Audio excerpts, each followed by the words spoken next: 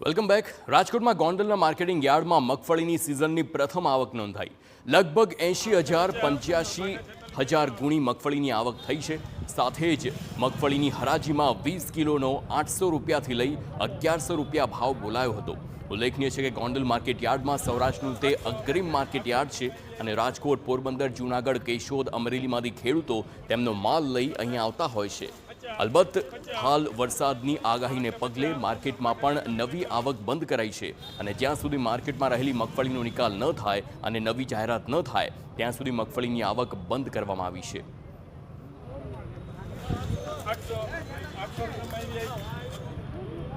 સિઝનની મગફળીની પ્રથમ આવક શરૂ કરવામાં આવેલ હતી.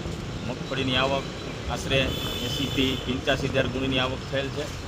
મગફળીના ભાવ જોઈએ તો 800થી લઈ અને 1100 સુધીના હરાજીમાં ભાવ થયેલ છે. હાલ વરસાદની આગાહીને લઈ મગફળીની આવક સદંતર બંધ કરવામાં આવી છે.